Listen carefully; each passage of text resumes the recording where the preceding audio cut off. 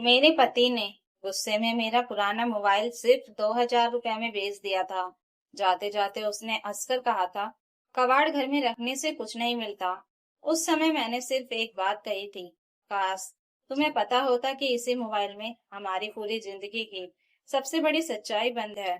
लेकिन उसने मेरी बात को मजाक समझ लिया। ठीक 3 दिन बाद सुबह 10 बजे दरवाजे की घंटी बजी। बाहर एक वकील खड़ा था। उसने मेरा नाम पूछा और कहा, मैडम, आपके स्वर्गीय ताऊजी की करीब 3 करोड़ की पैतृक संपत्ति का अंतिम फैसला हो चुका है, लेकिन उसका सबसे अहम सबूत आपके उसी पुराने मोबाइल में है। अगर वह मोबाइल नहीं मिला, तो आपका कानूनी हक किसी और के नाम भी जा सकता है। इतना सुनते ही मेरे पति के हाथ से चाय का कप गिर पड़ा। मेरा नाम सिया है। मैं इंदौर के एक निजी स्कूल में अकाउंट संभालती हूँ। मेरे पति राहुल की कपड़ों की दुकान थी। शादी के 7 साल बाद भी हमारी जिंदगी ठीक चल रही थी, लेकिन पिछले 1 साल से राहुल का कारोबार लगातार घाटे में था। घाटे के साथ उसका गुस्सा भी बढ़ता जा रहा था। छोटी छोटी बातों पर चिल्लाना, मेरी चीजों को बेकार कहना और हर फैसले में अपनी माँ शारदा देवी की सुनना उसकी आदत बन चुकी थी। शारदा देवी हमेशा कहती, बहू की पुरानी चीजें घर में कबाड़ बढ़ाती हैं। लेकिन उन्हें क्या पता था कि जिस पुराने मोबाइल को वे कबाड़ समझती थी, वही मेरी जिंदगी का सबसे कीमती सामान था। उस मोबाइल में सिर्फ फोटो या वीडियो नहीं थे, उसमें मेरे ताऊजी महेश अग्रवाल का आखिरी वीडियो संदेश सुरक्षित था। ताऊजी की कोई संतान नहीं थी। उन्होंने मुझे हमेशा अपनी बेटी की तरह पाला था। मरने से कुछ दिन पहले उन्होंने मुझे बुलाकर कहा था, सिया, मैं कुछ जरूरी बातें रिकॉर्ड कर रहा हूँ, इसे अभी किसी को मत दिखाना। अगर कभी मेरी संपत्ति को लेकर विवाद हो, तभी इसे सामने लाना। मैंने वह वीडियो अपने पुराने मोबाइल में सेव कर लिया था। बाद में नया फोन लेने के बाद भी उसे संभाल कर अलमारी में रख दिया। ताऊजी के निधन के बाद उनके भतीजों ने पूरी संपत्ति पर दावा कर दिया और मामला अदालत तक पहुंच गया।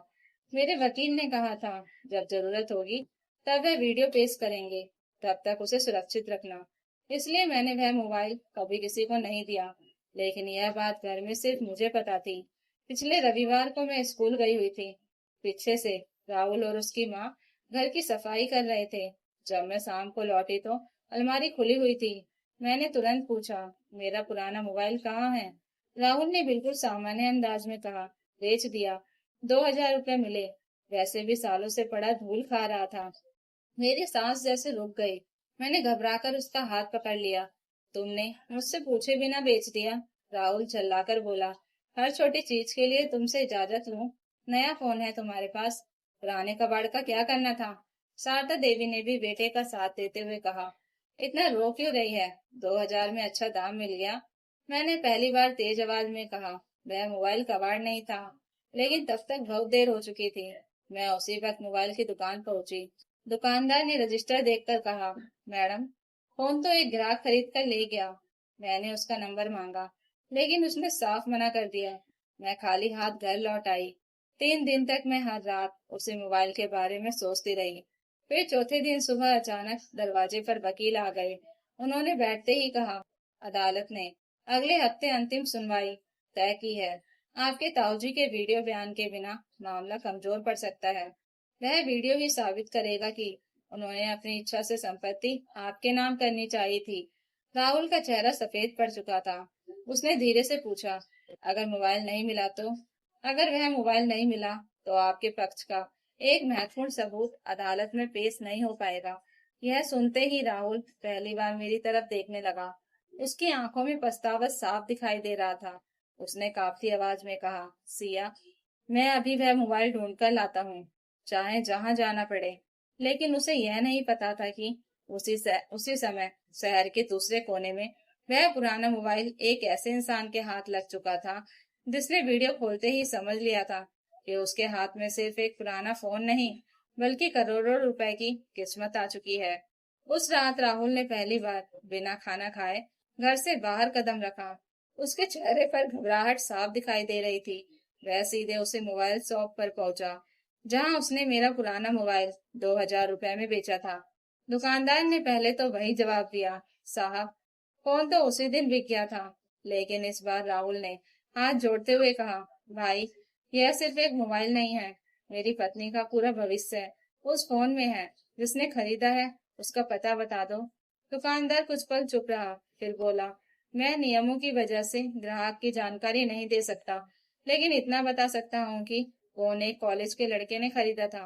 अगले ही दिन उसने उसे ऑनलाइन एक्सचेंज में दे दिया। यह सुनते ही राहुल के पैरों तले जमीन खिसक गई। हम दोनों तुरंत उस एक्सचेंज स्टोर पहुंचे, लेकिन वहां पता चला कि मोबाइल उसी शाम एक दूसरे ग्राहक को बेच दिया गया था। अब मोबाइल तीसरे व्यक्ति के हाथ में था। मैं पूरी तरह टूट चुकी थी। बार बार ताऊजी की आखिरी बात मेरे कानों में गूंज रही थी, इस वीडियो को संभाल कर रखना बेटी, एक दिन यही सच बोलेगा। उधर वकील का लगातार फोन आ रहा था।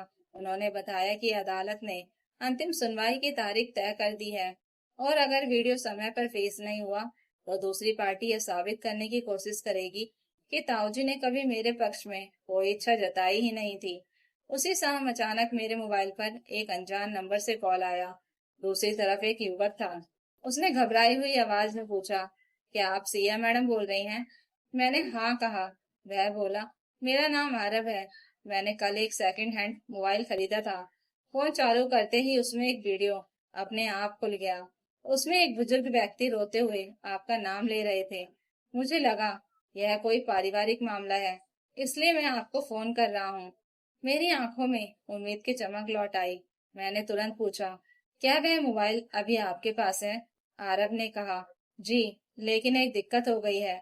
मेरा दिल फिर बैठ गया। उसने आगे कहा, आज दो लोग मेरे घर आए थे। उन्होंने कहा कि यह मोबाइल गलती से बिक गया है और इसके बदले मुझे 5 लाख रुपए देने को तैयार हैं। उन्होंने बार बार कहा कि फोन अभी दे दो, बाकी सवाल मत पूछो। मुझे उनकी बात सगिंध लगी, इसलिए मैंने मना कर दिया। मैंने घबरा कर पूछा, वे लोग कौन थे? आरव बोला, मैं उन्हें नहीं जानता, लेकिन जाते जाते उन्होंने धमकी दी कि अगर फोन किसी और को दिया तो अच्छा नहीं होगा। यह सुनते ही राहुल भी सन्न रह गया। उसने धीरे से कहा, सिया, यह बात अब सिर्फ मोबाइल की नहीं रही। किसी को पता चल चुका है कि उस वीडियो की कीमत करोड़ों की संपत्ति से जुड़ी है। अगले ही घंटों में राहुल और हमारे वकील आरब से मिलने पहुंचे। उसने ईमानदारी से मोबाइल मुझे सौंप दिया और कहा, मैडम, मैंने वीडियो नहीं मिटाया। मुझे लगा यह किसी की आखिरी निशानी होगी। मैंने राहत की सांस ली और तुरंत फोन चालू किया। लेकिन जैसे ही वीडियो खोलने की कोशिश की, स्क्रीन पर लिखा आया, फाइल करप्टेड। मेरे हाथ कांपने लगे। मैं वहीं कुर्सी पर बैठ गई। राहुल ने घबराकर मोबाइल लिया, लेकिन वीडियो किसी भी तरह नहीं खुल रहा था।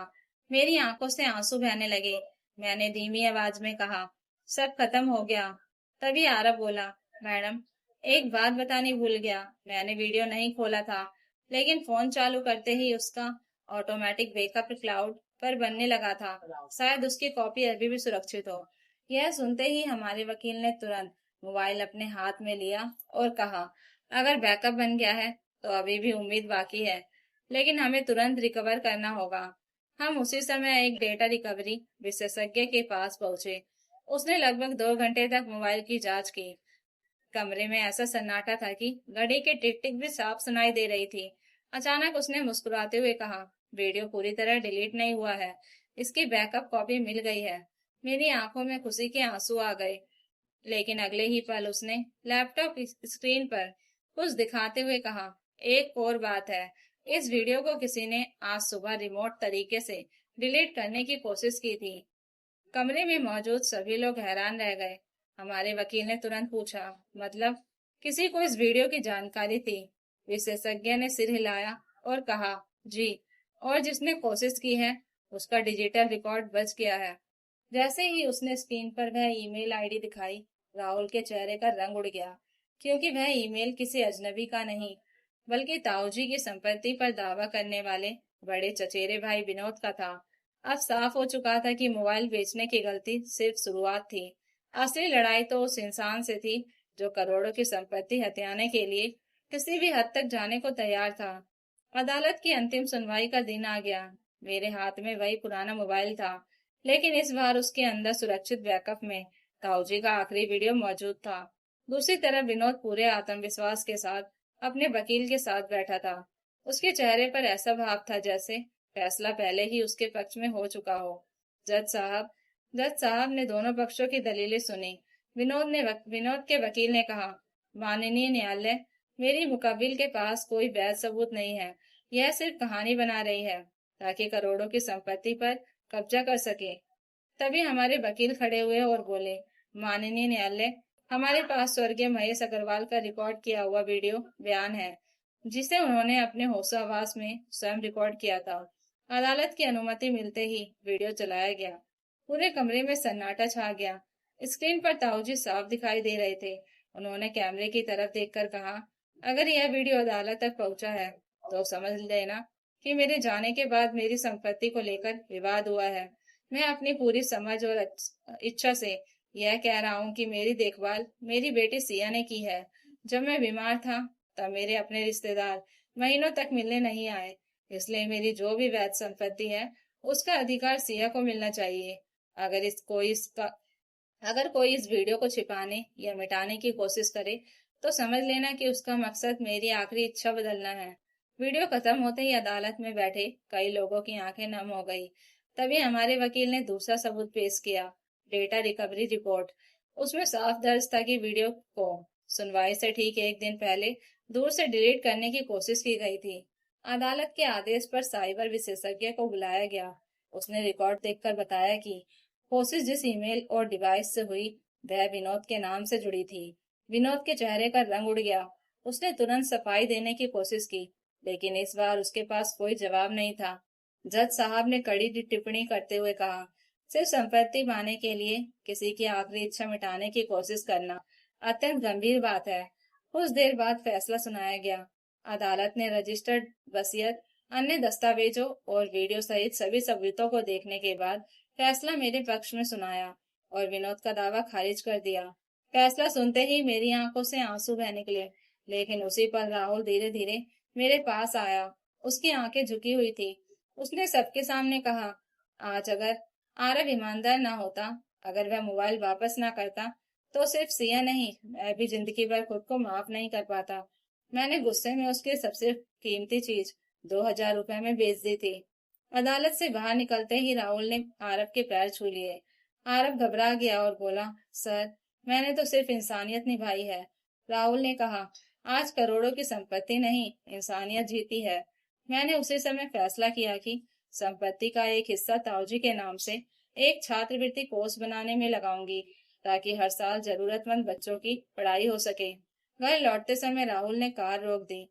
उसने मेरी तरफ देखा और बोला, सिया, मैंने तुम्हें सबसे ज्यादा दुख उस दिन दिया था, जिस दिन बिना पूछे तुम्हारा मोबाइल बेच दिया। अगर तुम मुझे माफ नहीं करोगी तो भी मैं जिंदगी भर इस गलती का बोझ उठाऊंगा। मैंने कुछ पल चुप रहकर कहा, गलती मोबाइल बेचने की नहीं थी, गलती यह थी कि तुमने मेरी बात सुने बिना फैसला कर लिया। रिश्ते भरोसे से चलते हैं, हक जताने से नहीं। राहुल की आंखों से आंसू बह निकले।